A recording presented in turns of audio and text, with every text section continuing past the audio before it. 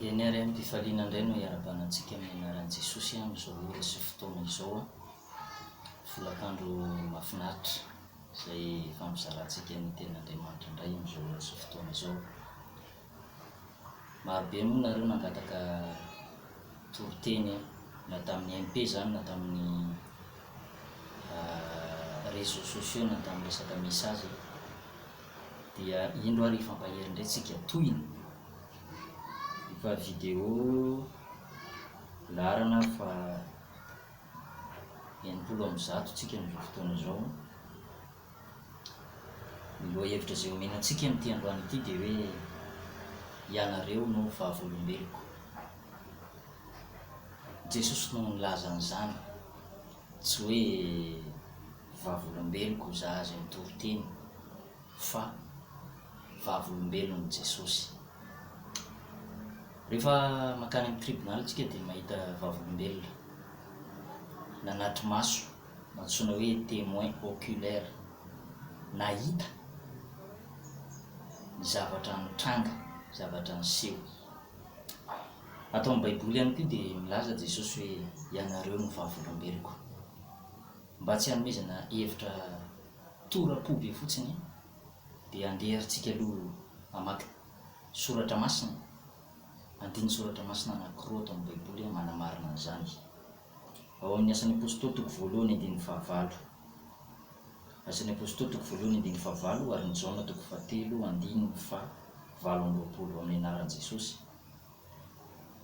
Asan'ny Apôstôly toko voalohany andiny fahavalo. Fa ahazo hery ianareo amin'ny latsahany fanahy masina aminareo ary ho vavolombeloko any Jerosalema sy eran'ny Jodia sy Samaria ary hatramin'ny faran'ny tany. Ho vavolombeloko ianareo, nareo ilay teny hoe ary ho vavolombeloko any Jerosalema sy eran'ny Jodia sy Samaria ary hatramin'ny faran'ny tany. Jaona toko fahatelo andiny fahavalo amby roapolo dia hitantsika teny ihany koa hoe tapany voalohany, ianareo no vavolombeloko. Ny hoe vavolombelon'i Jesosy dia tsy hoe témoin de Jéhovah reny no resantsika, tsika tsy resaka an'izay, fa ny azy moa dia nataony spécial kely hoe témoin de Jéhovah, zavatra hafa indray izay. Fa ny antsika zany dia Jesosy mihitsy no ivy nitoriteny sy fampaherezana eto hoe vavolombelon'i Jesosy. Santsika zany amin'izao vaninandro misy atsika izao, karazan'ilay témoin oculaire efa tsy nanatry maso zany amin'ny zavatra nataon'i Jesosy, fa efa soratra sisa no mipetraka. Dia mahafinaritra be ilay tenin'i Jesosy, fampaherezan'i Jesosy hoe sambatra izay mino nefa tsy nahita. Tsika zany zao amin'izao génération taranaka aty amin'ny taonjato fa 120 izao dia tsy nahita an'izany zavatra niseho tany Calvary, tany Jerosalema zany sy tany Nazareta. Fa tsika zany dia manaraka izay voalaza amin'ny baiboly ary mino tsika fa tena zava-marina io izay nisy famonjena ho antsika olombelona rehetra, zanak'olombelona rehetra, sy ny asa mpanavotana sy ny asa mahagaga izay nataon'i Jesosy reny, dia mari-pamantarana reny mba hinoantsika. Fa ny tena nahazo tombony zany dia ireo apôstôly 12 lahy sy ireo mpianatra 70 lahy ary ireo rahalahy sy anabavy tamin'izany fotoana izany, izay voafoaka moa ao anatin'ny tamin'ny andro Pentekosta hoe 20 mianadahy izy ireo, tena nanatry maso na tamin'ny Jesosy nanao fahagagana zany, na tamin'ny fomba niarahany zareo tamin'i Jesosy sy ny fomba nahafatesan'i Jesosy sy nitsanganan'i Jesosy tamin'ny maty. 40 andro Jesosy mbola nandindihy tety ambony tany taoriana nitsanganany tamin'ny maty. Dia sambatra be zany zareo reny, mpianatra 20 mianadahy satria nanatry maso nahita.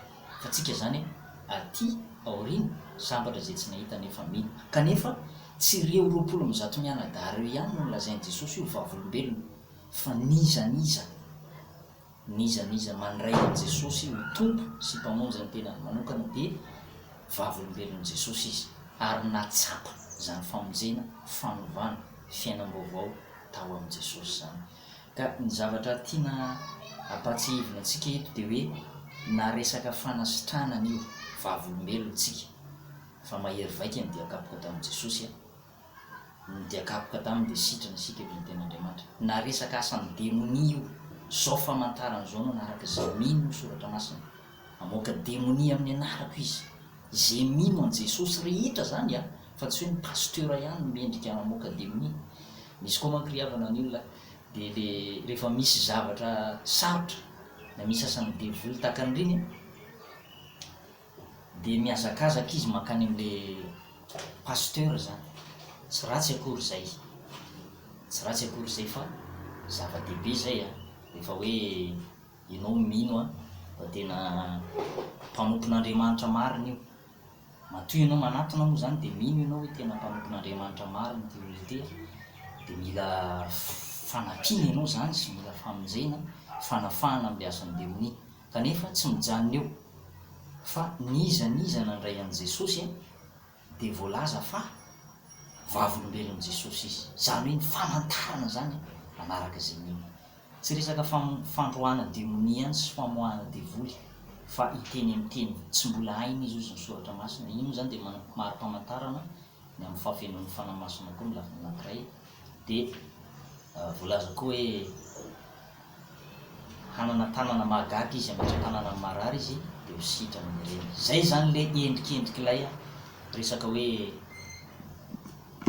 vavolombelon'i Jesosy tsika, vavolombelon'i Jesosy tsika am'izay atao rehetrarehetra naiza manodidina tsika no fanasiny tany, tsika no miteny lokon'ny vavantsika de tokony hisy hery, tsika tokony modely tsika kristianina eo anivony zavatra rehetra zay tontolo misy atsika de hoe tsika zany tokony misy anitry Kristy mihitsy mara-pamantarana hoe vavaka reny le kristianina, reny le mino an' Jesosy, reny le manana hery mahagaga.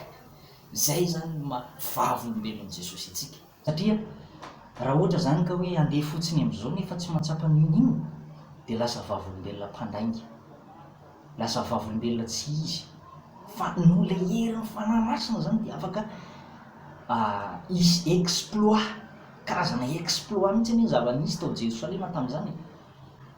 Raha mbola varimbarina reo mpianatra reo natahotra ny fanotrehan'ny jiosy, natahotra ny fanenjehan'ny jiosy de nanao alimbavaka foana de napoaka an'Andriamanitra am'izay ny fanenjehana. Rehefa napoaka an'Andriamanitra ny fanenjehana de nizarazara am'izay izy ireo.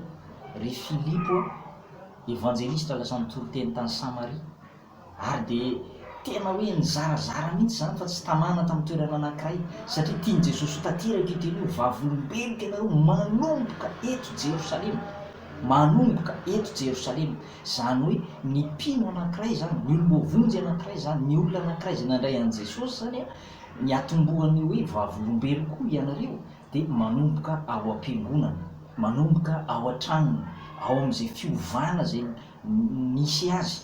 Tsy voatery any am-piangonana fa ohatra hoe tao an-tranony izy nivavaka de nilatsaka amin'ny fanahy masina tahaka andry Kornelio de manomboka eo am'izay zany de mahatsapa zavatra izy ary sa miteny. Zay mahatonga ny apôstôly milaza manao hoe tamin'ny heribe ozy izy nijoroan'ny apôstôly vavolombelo ny amin'ny tsanganan'i Jesosy Kristy tamin'ny maty. Tamin'ny heribe nijoroan'ny apôstôly vavolombelona satria natsapa ny herin'ny fanahy masina izy ireo, natsapa fiovana izy ireo, natsapa fahagagana izy ireo, natsapa zany asan'ny fanahy masina mahery vaika zany izy ireo. Ary ianao koa raha tsapanao zany herin'ny fanahy masina zany de tokony vavolombelon'i Jesosy ianao. Tsy hoe faly fotsiny hibitabitaka hiteny am'teny tsy fantatra na faly fotsiny ianao izesta be fotsiny hoe za mahay miteny am'teny tsy fantatra na hoe mangovongovotra na hoe tsy hay hoe resaka demosy fotsiny izy. Fa raha tena vavolombelon'i Jesosy ianao tsy tokony ho menamenatra ianao. Tamin'ny heribe ozy nijoroan'ny apôstôly vavolombelona, tsy menatra mihitsy milaza an' Jesosy, tsy menatra mitoro-teny. Zay nazy maimaimpona de mizara maimaimpona, tsy menatra. Zay mahatonga ny soratra masina Paoly nilaza manao hoe fa tsy menatra ny filazantsaran'i Kristy ao fa herin'Andriamanitra famonjena zay rehetra mino zany. Noho izany ry havana de tiako ny mampahery ianao fa raha tena vavolombelon'i Jesosy marina ianao, raha tena mpino marina ianao de manaraka anao zany famantarana be dehibe zany. Ary de tena hoe isakin'izay miantso ny herin'andriamanitra iny hoe dia connecté amin'ny lanitra. Zay nge mahavavolombelon' Jesosy ianao any amin'ny tontolony maizina, any amin'ny toerana mbola tsy nandre filazantsara, any amin'ny toerana mbola tena ratsy. Rehefa ianao no mijoro eo a, dia amin'ny alalanao no andraisan'ny olona famonjena, amin'ny alalanao no ahafantarany olona ny Jesosy satria ianao mihitsy le vavolombelona, amin'ny alalanao no andraisan'ny olona fahasoavana sy famonjena. Filazantsara tsy hoe ianao kory le mitondra famonjena fa ianao le fitaovana fantsona entin'Andriamanitra apitana zany afatra lehibe zany. Ka dia zay ndray raha fampiarezana menantsika androany, tsy atao lava misy ty fa zao dia mampamonomonaina fa zay ny horonan-tsary fa 90 izay nirahako taminao ndray tamin'ity androany ity. Lesona indray zay mari-pamantarana zay karazana fampaherezana fohy, fampatsihivana foana amin'itsika eto izao dia varimarintsika fa ty lalan-danitra ty dia lavitra akaiky, tsy azo atao hoe akaiky. Raha tatiraka le 70 taona 80 taona tsy azo atao hoe akaiky zay. Eny mety misy efa eo hazo amotevana antitra, fa mbola tanora mbola lavidavitra ihany zany hoe 70 taona 80 taona zany. Ary tsy azo atao koa hoe lavitra koa le izy satria mety ho tonga tampoka le fahafatesana. Fa zao tsaritsika zany fampahery dia fampatsiahy foana e, herin'ny fanamasina koa zay zavatra zay fa tsy hoe ny saina maha-olombelona fa ny fanamasina dia mampatsiaro. Izy mampatsiaro anareo ny amin'ny teny rehetra zay milazainy Jesosy taminareo ny soratra masina. Ka dia mampahery anao amin'ny anaran'i Jesosy aho aza menatra mihitsy no vavolombelon'i Jesosy Kristy any am-pianarana, any am-piasana, any amin'ny tontolo misy anao rehetrarehetra any ary tokony ho tsapanao eo amin'ny tenanao koa zany, tsapanao eo amin'ny tenanao. Za zao ry havana dia vavolombelona fa tena miasa io Jesosy io, ary za dia misy karazana retana zay tany amin'ny tongotro tany nangididy ary tena rehefa tonga ny andro mafana tena mangididy izy io, botsimbotsina ary mivoaka rano kely. Dia sahirana mihitsy zany rehefa mandeha mitoroteny ka mandeha tongotra lavidavitra satria mangirifiry izy, dia miakatra tany amin'ny tenda any amin'ny lamosina rehetra any. Fa zao ny teneniko anao, rehefa tena takina io heriny dia akapoka tamin'i Jesosy io dia tena vavolombelona mihitsy ianao, fa miasa ny herin'Andriamanitra, miasa io dia akapoka tamin'i Jesosy io, inona, raisina, ampinoana le izy hoe Jesosy io engany iny dia akapoka taminao anendry ahy, mino ny heriny dia akapoka taminao ary ny amin'ny antsony Davida hoe ao amin'ny salamo 7:1 hoe misaorany Jehovah ary fanaiko, misaorany Jehovah ary fanaiko sy zay rehetra ataoko, misaorany anarany masina zay mamela ny heriko rehetra, zay manasitrana ny aretinao rehetra. Vavolombelona zany tsika fa marina ny soratra masina hoe manasitrana ny aretina rehetra. Amin'izao fotoana zao dia misy ny atao hoe 150 maladie, fa ny dia akapoka tamin'i Jesosy mbola mihoatra lavitra amin'izany ary mbola azo itokina amin'izao andro iainantsika izao. Dia manasa anao amin'ny anaran'i Jesosy aho mba hiaina ao anatin'izany dia akapoka tamin'i Jesosy zany, handray am-pinoana zany dia akapoka tamin'i Jesosy zany fa manasitrana zany, mamelombelona zany ary manaisotra ny rofo rehetra. Ka dia zay ary fampiarezana menantsika androany, raiso ny herin'Andriamanitra amin'ity androany ity efa ao anatinao zany hery zany fa engany ianao booster ny herin'ny fanamasina ho lasa lavitra. Zay nge le hoe azo hery ianareo io hery io midika teny la vie nouvelle na midika teny Louis II dia hoe dynamis, amin'ny teny hébreu koa izy dia lazaina hoe dynamis, zany hoe puissance izy amin'ny teny français, puissance. Ianao zany rehefa nandray iny puissance io hery mahagaga io dia manjara asa vavolombelon'i Jesosy ianao, mipoaka amin'ny fifoazam-pana any amin'izay alehanao rehetrarehetra any, ary noho ny aminao noho ny amin'i Jesosy dia lasa tonga fahagagana eo imasony maro ianao, tsy noho ianao zany fa no fahasoavan'Andriamanitra ao anatinao. Noho zany ary dia torio amin'kery ary ny filazantsara raha tena vavolombelon'i Jesosy ianao be lehibe ny fomba fitoriana amin'ny filazantsara, ny alalan'ny hira, ny alalan'ny fizarana tratika, ny alalan'ny fijoroana vavolombelona, amin'ny alalan'ny firesahana tsotra amin'ny olona, amin'ny alalan'ny fitoriana ny tenin'Andriamanitra amin'ny radio, amin'ny télé, amin'ny Facebook, amin'ny internet, be lehibe fomba azo anambaran'i Jesosy fa vavolombelona marina ianao, tsy vavolombelona mpandainga fa tena vavolombelon'ny Tompo, vavolombelon'i Jesosy. mba tonga no tena vavolombelon Jesosy dia tsy maintsy mandray an'izay hery ny fanamasina zay no natsotsika hoe dynamis amin'ny teny hébreu moa izy dia hoe koa na hoe zevora zany hoe hery magaga. Dynamis zany dia avy amin'ny teny hoe dynamo zany hoe mampiodina, mampitsimbadika, mampandeha, tsy mandeha mihitsy ny asa ary tsisy exploit mihitsy hoe fiainan'olona anankiray raha tsy eo ny herin'ny fanamasina zay ampipoaka an'izay herin'Andriamanitra zay any amin'ny tontolo rehetrarehetra.